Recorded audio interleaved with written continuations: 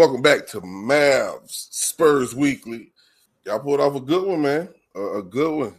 Solid. Wasn't even y'all won by a nice little margin. Very, very convincing win. Very convincing win. They did. I thought it was gonna be some issues with them. You know, they talk about the pace of the Miami Heat and how they pushed that ball down. You see 118, 108. Coop had 22. Okay, Coop. You're flexing on them. Yeah. Win streak to 3. Field goal, 50%, 16 of 32 jacked up 3-pointers. Man, golly. I know you don't like it. because I know you're saying, but that's 50%, bro. Tonight? That's 50% tonight. Keep shooting 32 a game and end up like the Boston Celtics. Yeah, live by the 3, die by the 3. I get it. But yeah, I guess when it's your team, you're gonna be a little tougher on them than others. Because you expect better, you expect more, and there's some things you don't want to see. I get it. But hey, that's 3 in a row, bro. 3 in a row. Hey, I'm proud, man. We here with it. I'm gonna look up who they playing next. But yeah, man, it's good shit. Good shit. Hey, I want to point out one stat that was shocking to me because I've seen Miami play, and of course I watch Dallas play now because I like to stay current with this team. Since my bro, that's his team.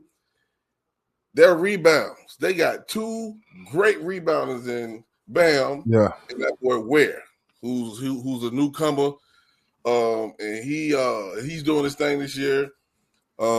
They had a total of 17 rebounds amongst the 2 of them. Right. AD had 17 rebounds by himself. Now, AD didn't score 30 this game. He put up 17, but I was proud to see AD hitting them boards hard, man. Yeah, AD, he's a walking double-double. If there's a game where AD does not have a double-double, something was wrong. Something was off.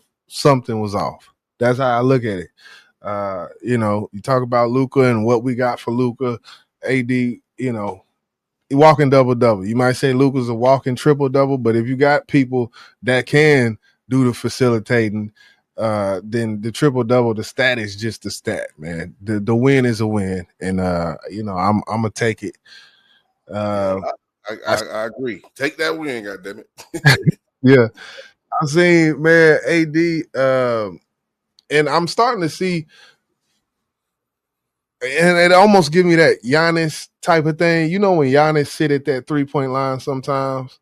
I seen AD sit at that 3-point line a couple times, and he even backed up to the 3-point line, and the defender didn't follow him, and he made his ass pay.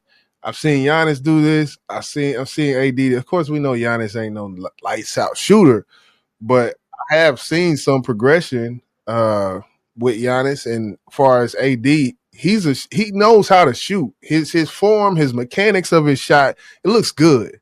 But I think that's, if he gets that down, it's gonna be a little crazy, especially with him playing that power forward position whenever he gets his centers back.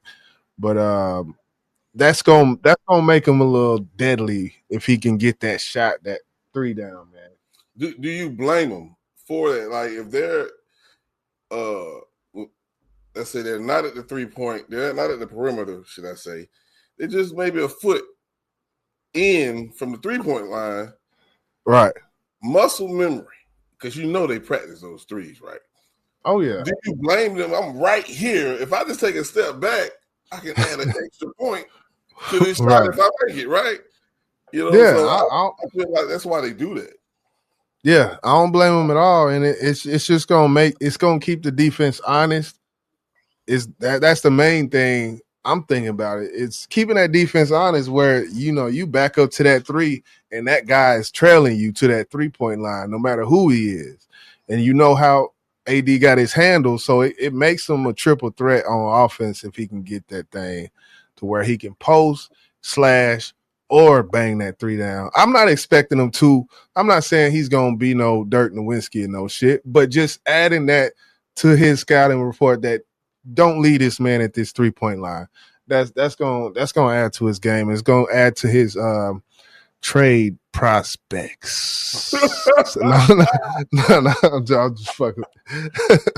We talked about Harrison Barnes last night, and you're gonna have to eventually respect it, or he's gonna be consistent enough where he's gonna just keep knocking him down. So, that's good to have as a big man, and that's just what the league is today. You didn't have this much back in the day. Who, speaking of big man, did not shoot 3-pointers. You had maybe a few, but speaking of big man, Mr. Gafford returned, man. He returned. Yeah. And, seemed like he was just here. Returned again and left again. Came and left. Came as soon as he came back, he left. I think it was the third quarter. He went down on that right ankle, getting the offensive rebound. And man, he did not come back. He went straight to the locker room. Didn't see him again. But back to the rebounds, though, man. This is the second game in a row, man. The Dallas Mavs are hitting them boards. I feel like that the 20 offensive rebounds they got yesterday, I feel like that won them the game. And to think of that and visualize that rebounds can win you a game, they can. They might be just rebounds, but offensive rebounds and rebounds in general, that can win a game, man. Yeah. Boxing out, playing honest with your shit, doing the little things. Those second chance points will kill a team's momentum. And it's frustrating for the team to play great defense. You force them to a tough shot, and then they get the offensive rebound. You be like, damn it, man. It's almost demoralizing. Like, shit. Here we go again. Okay, D up again. You got to play defense for 14 more seconds now. You got to do it again. Yeah. So, it's definitely demoralizing. And when you rebound like this, you give your team more of a chance to score a bucket and potentially win the game. Let's talk about your boy, man. And I from the last 2 games I saw, he looking different, my nigga. He looking different. And what are we talking about? We talking Mr. Cooper Flag. Yeah. He put up 22. 22. I think he's figuring out the pace of the game a little bit better. And I think he's learning himself. I feel like college, you know who you are as a college player. But when you get to the NBA, you got to relearn who you are as a player. I feel like, and I think that's what he's doing is relearning him and relearning what his skill set is and what it should be for this team, not Duke, So I think it's some of that going on, and I'm here for it, man. I'm here for it. Mr. Cooper Flag led the team in scoring, and I don't know if that's his first time or not, but it's the first time I've seen it. And I actually seen Cooper play some great defense against Andrew Wiggins. He played Wiggins real tough, especially in that fourth quarter. Wiggins tried to go up on him. He went up and swatted it, and he flexed on him. I was like, that's what you do, young man. That's what you do. You got to have grit. You got to have an attitude. Play with an attitude, bro. You can be flex. You can be front like a motherfucker. You might be scary as hell. Play with attitude. They can't hit you. They can't fight you. That's all facts, man. I feel like it was a needed win. And the reason why I say needed win is because December 5th, we got Thunder. December 6th on a back-to-back, we got Rockets after Thunder. So these next 2 games, man, I'm good to see that. I feel like this little 3-run streak that we just hit, 3 in a row, that's needed. We built some confidence up. Let's go into the Thunder and make this a game. Let's make this thing interesting. Then you got on the back-to-back, you got the Rockets to deal with. So we going to see what happened, man. Tough stretch of games. But again, salute to the Mavs.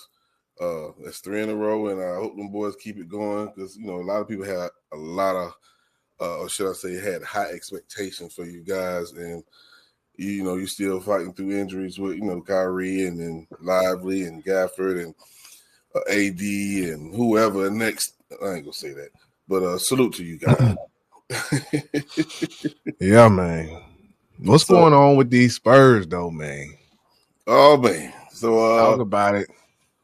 As I was watching, Dallas, I didn't even know. I didn't even know my team was playing. That's a damn shame. But it's okay because they did what they were supposed to do. Spurs played Orlando Magic tonight, and they pulled out the win, 114 to 112 over red hot Orlando Magic's team, who won their last 7 out of 10 games.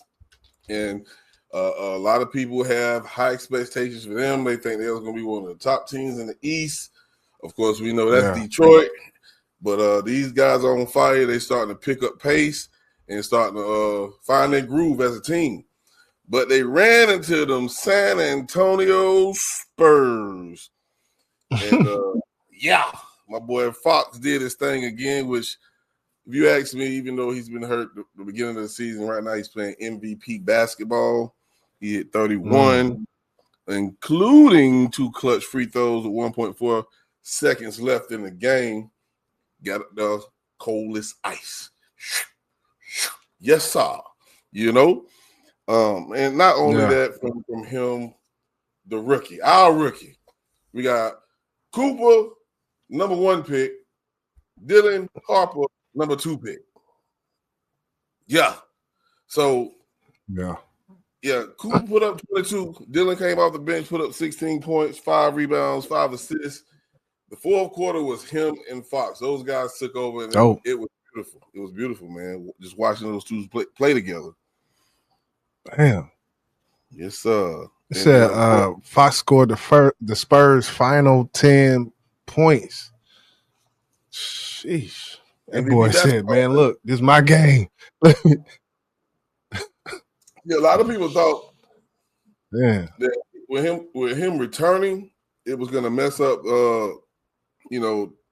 what the Spurs had going on. They thought it was going to mess the whole groove up, and it actually didn't because, unfortunately, he come back when he leaves.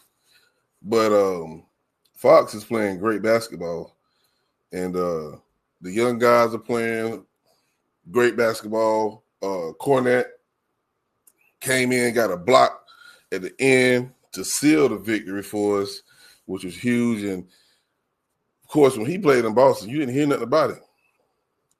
That's why they say you give a player a chance, really want to play, he going to show you. And he's been very vital to our team, man. I salute him for stepping in when Wemby leaves. Oh, yeah. Nah, that's definitely facts. We seen it from what's the Giddy? We seen it, Jalen. We seen it, Jalen Brunson. We, some of these guys, and I'm even hearing rumbles about Nembhard, even for Dallas, man. People saying like, have they found a star? Like, had they found, it's to be, to be decided. Not, too much on that, but it's like you find some diamonds in the rough sometime, man. And all they need to do, a little polishing up, man, a little pressure, man, form that diamond, man, and off to the races. So who knows? But I definitely know when Wemby goes out of the game and Cornette comes in, his confidence is going to be higher, and his coach's confidence in him is going to be higher after this stretch of winning. What is it? This is our second in a row. 7. Well, no, I'm saying 7 of 9 games without Victor Wembanyama. So yeah, 7 and 2. I'm stumbling and shit, but yeah, man.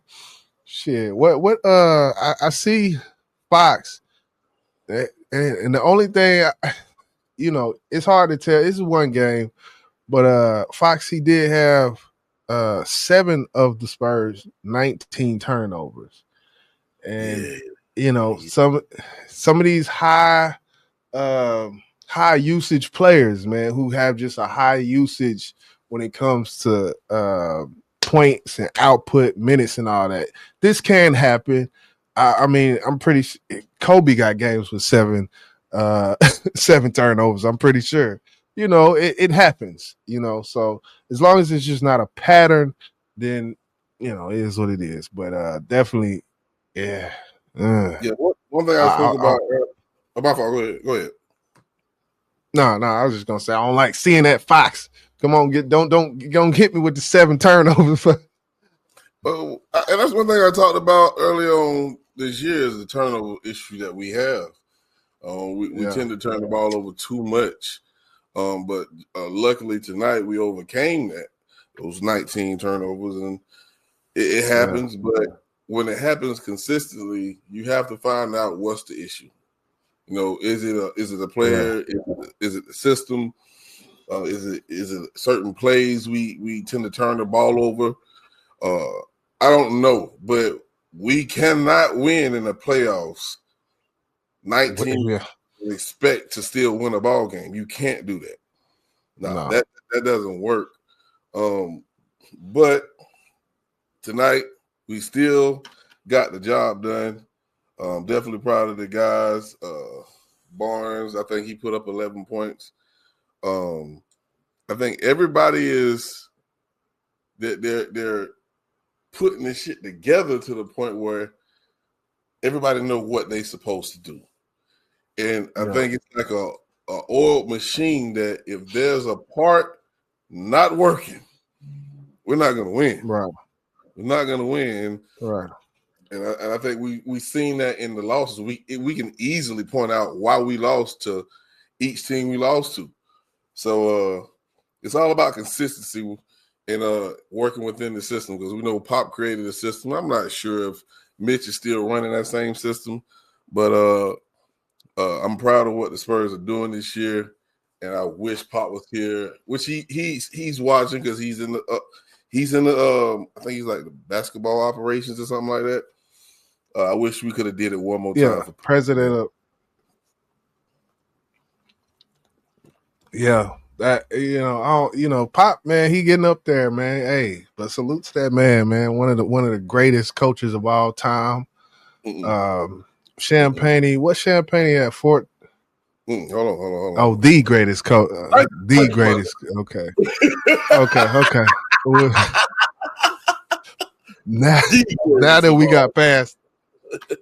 we got past that. Champagne went out there, 14.5 rebounds, 57% three, 28 minutes. So he did feel like better than last night, definitely. Got something from that boy. He's not consistent. That's what we got to work on with Champagne. We need him to be consistent, but he participated. He did better, like you said, better than last night. I didn't expect Harrison Barnes to put up another 30 piece, but he put up 11. He did what he did. Only hit one tray. Last night he hit Sam. So consistency is all. But said he put up 15, 6 boards, hit 3 trays. If you get that's what I'm saying. Like you got Harper, Vassell, and Champagne. Those 3 guys right there. I almost look at them as the guys that they're like the role players that need to get over the hump to get them wins, especially without the Castle and Wemby. Those are the other offensive powers that have to be kind of clicking, I feel like. And just like yesterday where we said, Champagne, he went 1 for 7 or some shit from 3, but then we see Harrison Barnes do, like, you say it every time, next man up. Like, one man ain't clicking, man. Yeah. Somebody else got to do something, But between them 3 and them all damn near playing these different positions, like, it's so many different matchups and lineups you can do just with them 3, not even including the point guard position. The middle positions, putting people here from shooting guard to small forward, flip-flopping that it's a good I like that little triplet tandem they got there. Yeah. And you can't forget about Keldon Johnson. He comes off the bench. Keldon been solid for the Spurs for years. He's only a 6'6", as far as height, power forward, but he plays big. Like, he's a solid dude. Yeah. He did what he was supposed to do tonight. He put in 13 points. Only got us 4 boards. But if you look at the stats of the team, when you look at the rebounding category, everybody participates. You didn't have a player who had more than 7 rebounds this game. But if you they look all at got average about 5 rebounds in this game. Yeah. It's crazy. Team rebounding. They're boxing out. That mean they boxing out. Whoever's there is there, but everybody's boxing out. That's team rebounding is good to see. You know, I'm not mad at that. Not mad at someone not getting a double-double, you know, or having someone like an AD. He gonna get it, you know, because he there. He's always in the same spot on defense. So, but when you versatile like that, yeah, you're gonna get a lineup. All them boys got 6 rebounds. God damn it, shit, ain't nothing wrong with that. Ain't nothing wrong with it. Everybody trying to get to the ball, man. But yeah, man, salute to the Mavs, salute to the Spurs. I did want to give Nimhard his flowers too, man. I meant to mention him earlier. He had a great game, double-double. Yeah. I might have did, but if I didn't, I'm going to get to him again. But it's good to see these young gunners, these up-and-coming players, you know, stepping up to the plate, man, for both our teams. You know, when people go down, need somebody to step up. And we seeing that. So salute to the Spurs for getting the W tonight. Anything else? I guess in conclusion, Roll Tide. Oh shit, no.